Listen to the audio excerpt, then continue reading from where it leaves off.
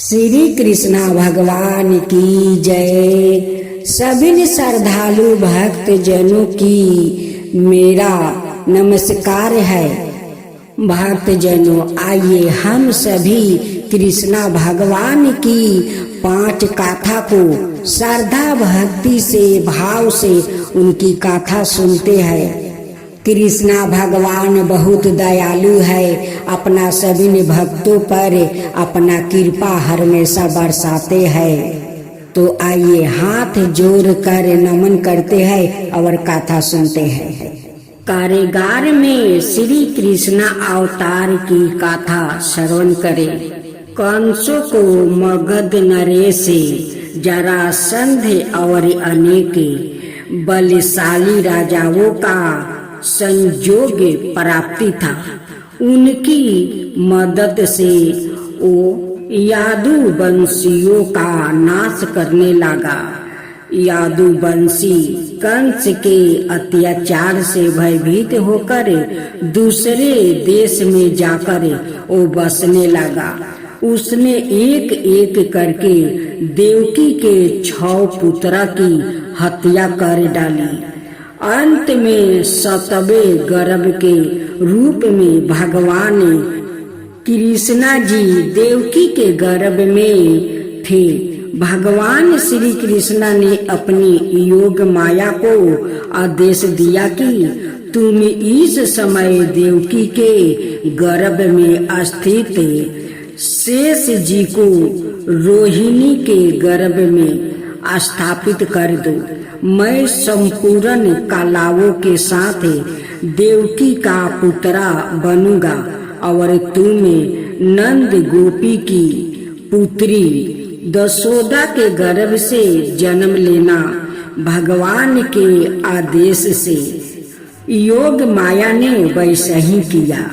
कुछ दिनों बाद देवकी के शरीर की कांति से बंदी गिरहे जगमगाने लगा। यह देखकर कंस सोचा कि इस बार अवश्य ही इसके गर्भ में मेरे प्राणों के ग्रहक विष्णु ने प्रवेश किया है। परंतु एक तो यह स्त्री है, दूसरे मेरी बहन है और तीसरे गर्भवती है। इसको मारने से मेरी कीर्ति नष्ट हो जाएगी, इसलिए मैं इसका वध नहीं करूंगा।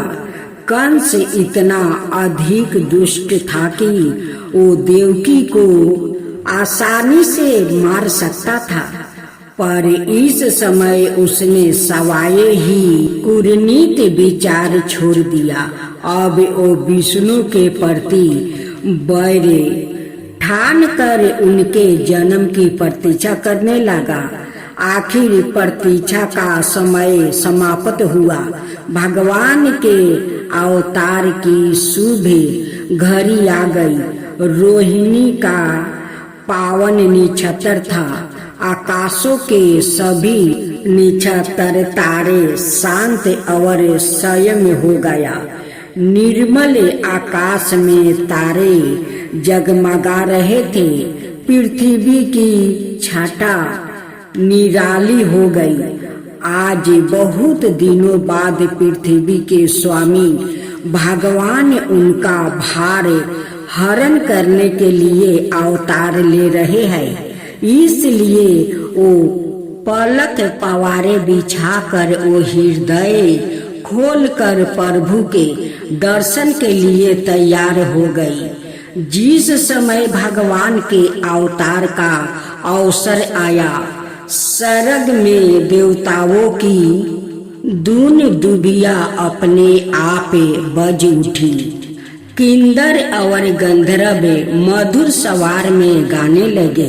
अप्सराएं नृत्य करने लगी। बड़े बड़े देवताओं और ऋषि मुनि आनंद से भर कर पुष्पा की वर्षा करने लगे।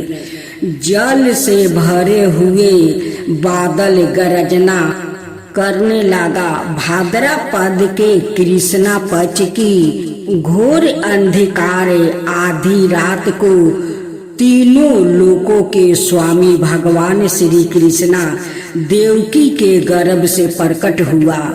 वासुदेव जी ने देखा उनके सामने एक अद्भुत बालक है। उसके नेत्रा कमल के समान कोमल और विशाल है। वो चार सुंदर हाथों में शंख चक्रा गदा और कमल लिए हुए है। उनके गले में कस्तूरब मणि झील मिला रही है। उसके स्वयंबल सुंदर शरीर पर मनोहर पीतांबर फहरा रहा है। उसके कमर में करधनिया की लड़ियां लटक रही है। आभूषणों से सुशोभित बालक के अंग अंग से अनोखी छाटा छिटक रही है। जब वासुदेव ने देखा कि मेरे पुत्रा रूप में साक्षात श्री हरि आए हैं, तो उनके आनंद का ठिकाना न रहा। उनका रोम रोम आनंद से भर गया।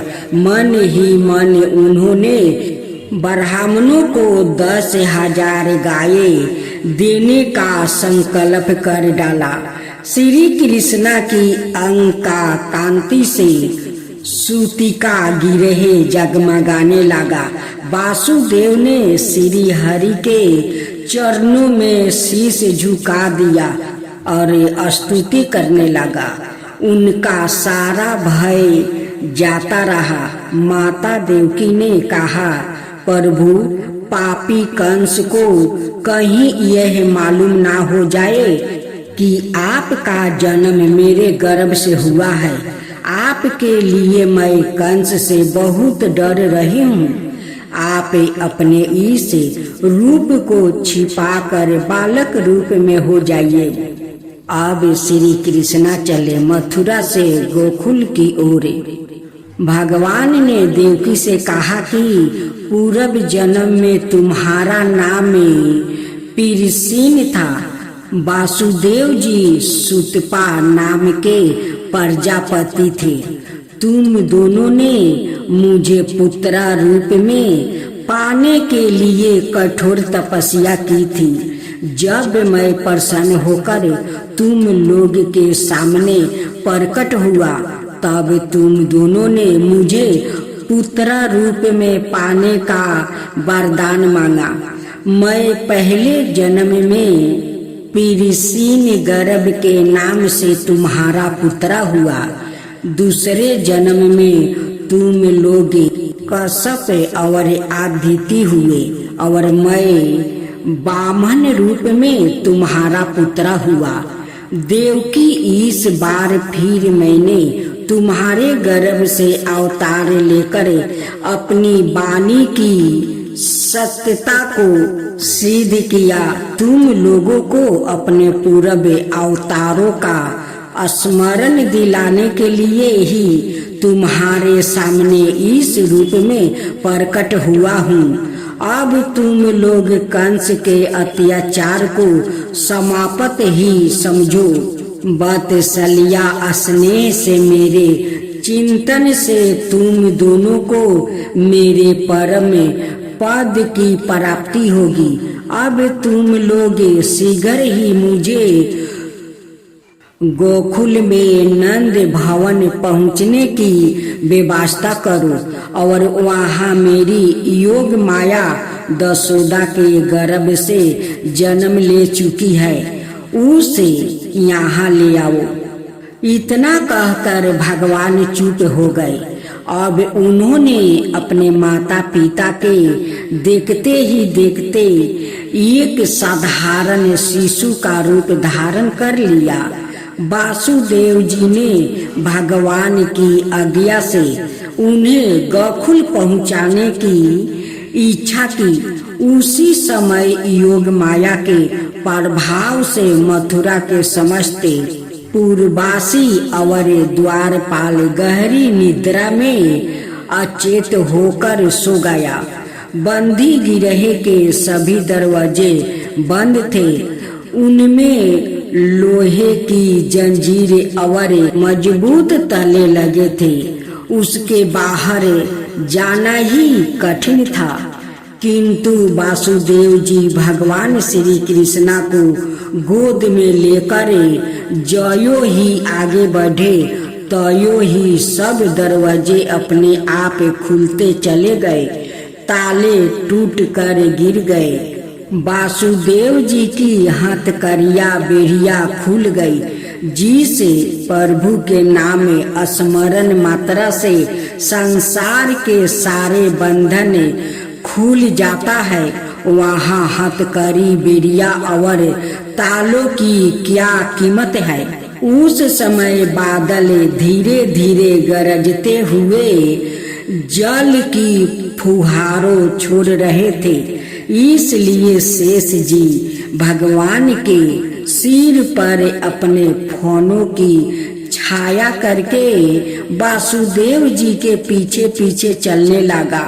वर्षा का समय था, यमुना जी बहुत बढ़ गई थी। यमुना जी ने सोचा कि जिनके चरणों की धूली के लिए बड़े बड़े ऋषि मुनि तरसते रहते हैं, वो ही मेरे तट पर आ रहे हैं। यह सोचकर प्रसन्नता से उनकी आंखें से इतने आंसू निकले कि बाढ़ आ गई। उनका प्रभाव गहरा और तेज हो गया। जल में फेन ही फेन दिखाई दे रहा था। सैकड़ों भयानक भंवरे पड़ रही थी।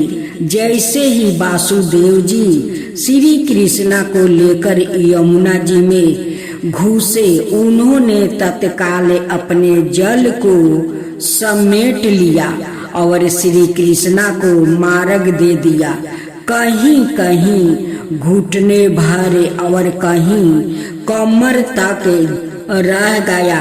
वासुदेव जी ने गोकुल में नंद बाबा के घर जाकर देखा कि सब के सब अचेत होकर गहरी नींद में वो सो रहे हैं। उन्होंने अपने पुत्र को दशोदा जी के बगल में सुला दिया और उनकी नवजात कन्या को लेकर मथुरा लौट आया। बंदी गिरह में पहुंचकर वासुदेव जी ने उस कन्या को देवकी की शयन पर सुला दिया और अपने हाथ पैर हथकड़िया बेड़िया डाल ली। बाहर भीतर के सब दरवाजे अपने आप बंद हो गया। इसके बाद कन्या के रोने की आवाज सुनकर द्वारपालों की नींद टूट गई। वो दौड़ते हुए कंस के पास गया और देवकी को संतान होने की बात कही। कंस बड़ी व्याकुलता से इसकी प्रतीक्षा कर रहा था।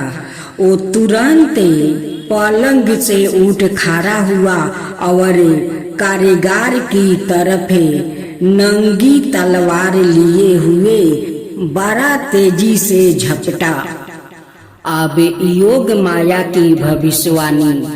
इस बार मेरे काल ने जन्म लिया है, यह सोचकर कंस घबराया हुआ था। उसके बाल बिखरे हुए थे और ओठ सूख गया था। घबराहट में वो कई जगह गिरते फिरते बचा।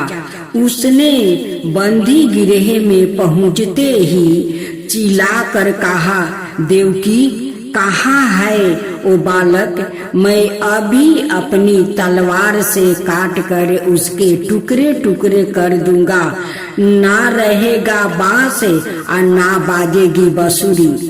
देवकी ने बड़े दुख और करुणा से कहा, मेरे प्यारे भैया, यह तो कान्हा है, यह तुम्हारी भी पुत्रा के समान है। भला यह तुम्हें क्या मारेगा? तुम्हें इसकी हत्या नहीं करना चाहिए। भैया, तुमने एक एक करके मेरे 6 पुत्रा को मार डाला। मैंने तुमसे कुछ नहीं कहा। मैं अपना आंचल पसार कर आज तुमसे इसके प्राणों की भीख मांगती हूँ। मैं तुम्हारी छोटी बहन हूँ, मुझे अभागिन पर दया करो। यह मेरी अंतिम संतान है। मैं दोनों हाथ जोड़कर तुमसे विनती करती हूँ, मेरे प्यारे भाई, इसे तुम जीने का अधिकार दे दो। यह मेरी अंतिम संतानी है।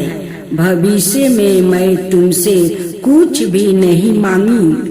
कन्या को अपनी गोद में छिपाकर बड़ी दीनता के साथ देवकी ने विनती की, किंतु कंस बड़ा ही दुष्ट था।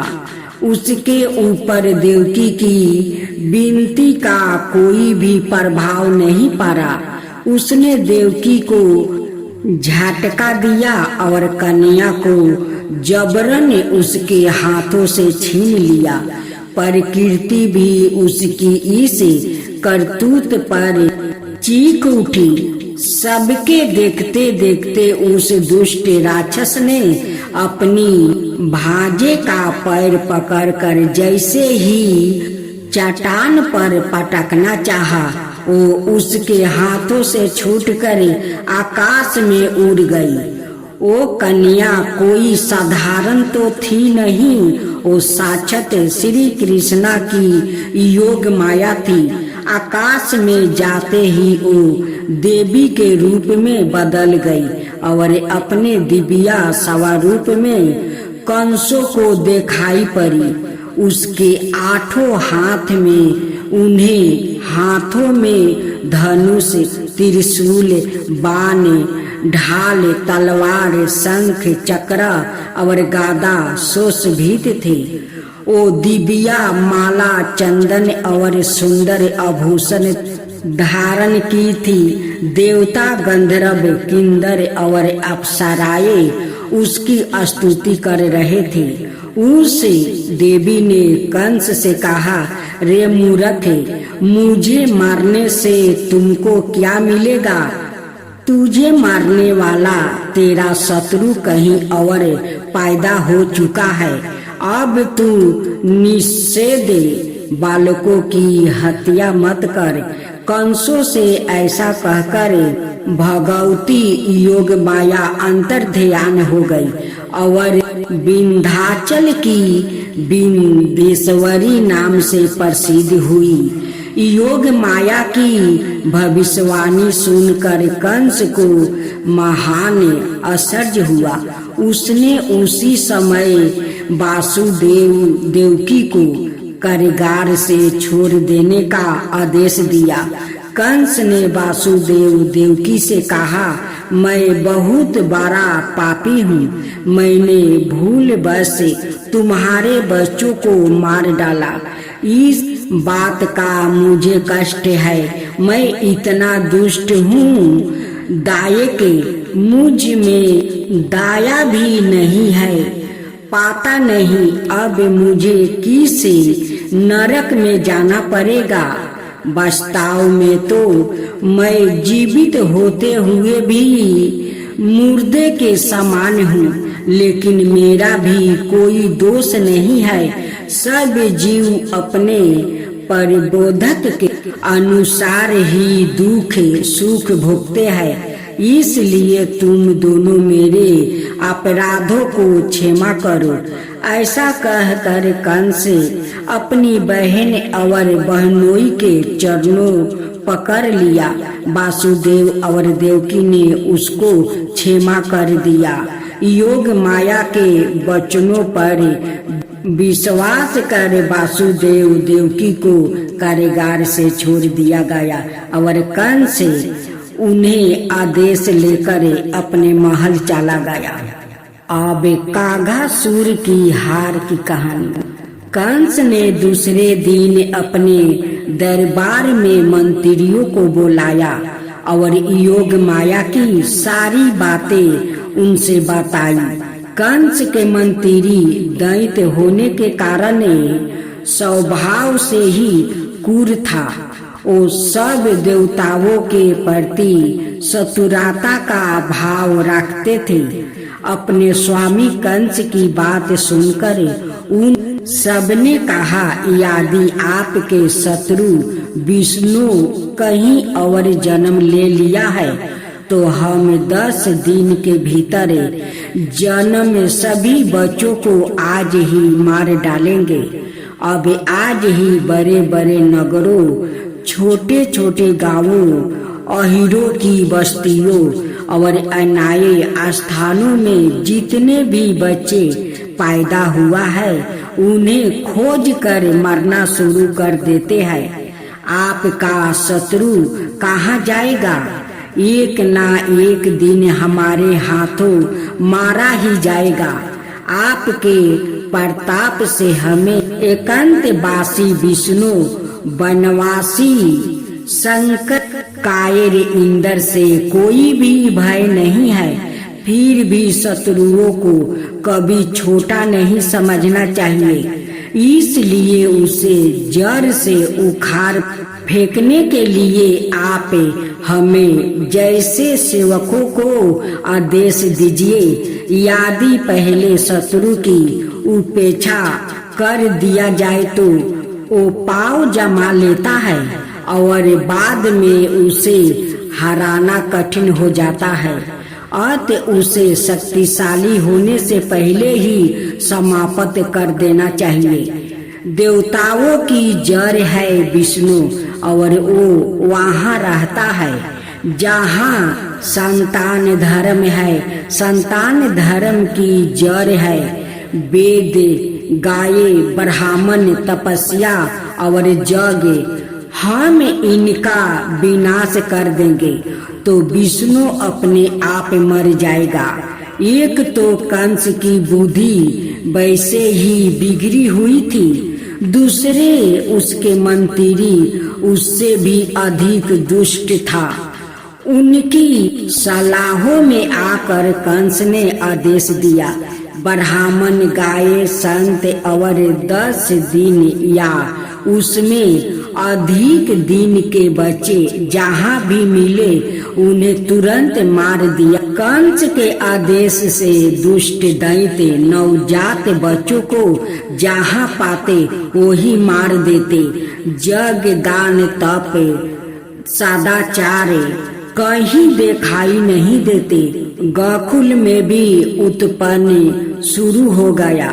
अभी छठी के दिन भगवान का जात कर्म संस्कार ही हुआ था कि कंस के द्वारा भेजी गई पूतना श्री कृष्णा को मारने के लिए नंद बाबा का घर पहुंच गई।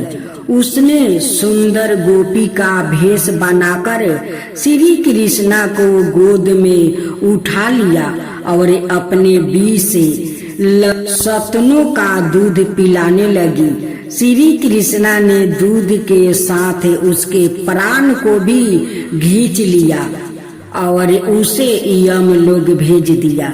एक दिन की बात है, नन्हे से कन्हैया पालन में लेटे हुए अकेले ही कुछ हूँ हा कर रहे थे और अपने हाथ पैरों को हिला रहे थे।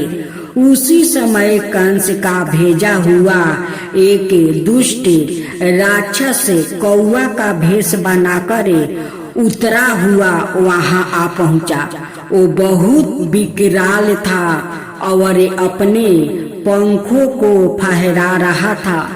उसकी चोंच इतनी नुकीली और सख्त थी कि उसके एक ही प्रहार से पत्थरों में भी छेद हो जाया करता था। पहले तो भयानक रूप से बार बार श्री कृष्णा को डराने का प्रयास करने लगा, पर श्री कृष्णा मुस्कुराते रहे। उन पर काघासुर के भय का कोई असर नहीं पड़ा। फिर वो क्रोधित होकर बाल कृष्णा को मारने के लिए झपटा। बाल रूप भगवान श्री कृष्णा ने बाएं हाथ से कस कर उसके गले को पकड़ लिया और उसके प्राण छटपटाने लगा। भगवान ने उसे घुमाकर इतनी जोर से फेंका कि वो कंस के सभा मंडप में जा गिरा। बड़ी मुश्किल से उसे होश में लाया गया। कंस ने घबरा कर उसे पूछा, तुम्हारी यह दशा किसने की? काघासुर ने कहा, राजन, जिसने मेरी गर्दन मोड़ कर यहाँ फेंक दिया वो कोई साधारण बालक नहीं हो सकता। वो निश्चय ही भगवान श्री हरि ने अवतार लिया है। अब कृष्णा को चांद का खिलौना मांगना। एक दिन की बात है, यशोदा मैया गोपियों के साथ कान्हा की बाल सुलभ लीलाओं की चर्चा कर रही थी। खेलते खेलते अचानक कान्हा की दृष्टि चंद्रमा पर पड़ी। उन्होंने पीछे से आकर यशोदा मैया का घूंघटा उतार लिया। अपने कोमल करों से उनकी चोटी पकड़ कर वो खींचने लगा और बार बार पीठ थपथपाने लगा। श्री कृष्णा बोले, माँ मैं लूंगा। जब मैया के समझ में बात नहीं आई तो श्री कृष्णा को गोद में ले लिया और पूछा, लाला तुम्हें क्या चाहिए? साफ साफ बताओ। तुम दूध, दही, माखन, मिश्री जो चाहोगे सब मिलेगा।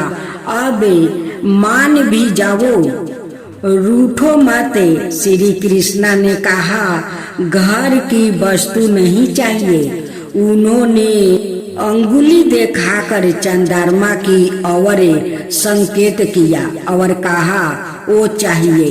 गोपियों बोली, ओ मेरे बाप, यह कोई माखन गोला थोड़े है। हाय हाय, यह हम कैसे दूंगी? यह तो प्यारा प्यारा हंस है जो आकाश सरोवर में तैर रहा है। श्री कृष्णा ने कहा, मैं भी तो खेलने के लिए उस हंस को ही मांग रहा हूँ। शीघ्रता करो, उस पार जाने के पहले ही उसे ला दो। यशोदा जी ने कान्हा को गोद में उठा लिया और कहा, कान्हा, यह ना तो राज्य हंस है और ना चंद्रमा, यह माखन का गोला है, किंतु तुम्हें देने योग नहीं है। देखो ना, इसमें काला काला विष लगा हुआ है, इसलिए इसे कोई नहीं खाता। श्री कृष्णा ने कहा, मैया मैया, इसमें विष कैसे लग गया? यशोदा जी ने कान्हा को गोद में लेकर कथा सुनाना आरंभ कर दिया। यशोदा ने कहा, लाला। श्री कृष्णा बोला, वो कैसा है मैया?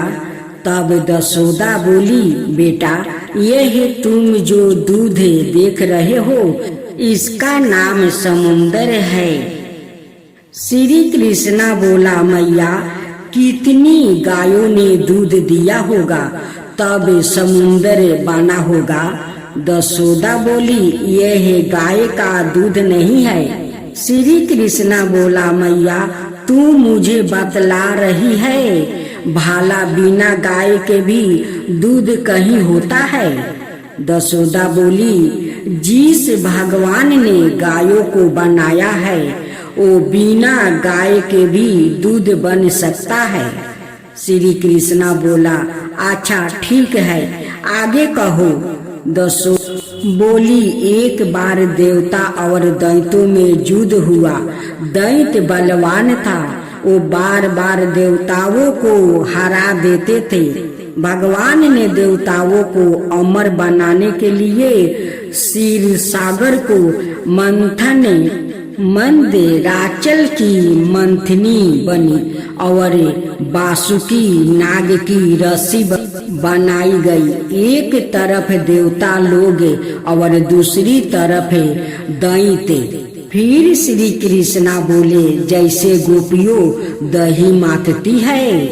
दशोदा बोली, हाँ बेटा, उसी से कालकूट नाम का विष पैदा हुआ।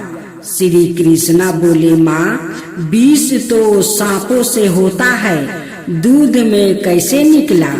दशोदा बोली, बेटा, वही विष भगवान शंकर ने पी लिया। उससे जो धरती बूंद पड़ी, उसे पीकर सांप विषधार हो गया। दशोदा ने कान्हा को चंद्रमा की ओर दिखाकर कहा, यह माखन भी उसी से निकला है, इसलिए थोड़ा सा विष इसमें भी लग गया है। इसी को कलंक कहा जाता है। इसलिए तुम घर का माखन खाओ। इस माखन को पाने के लिए भूल कर भी मत सोचना। कथा सुनते सुनते कान्हा को नींद आ गई और चंद्रमा खिलौना की बात जहाँ की तहाँ रह गई।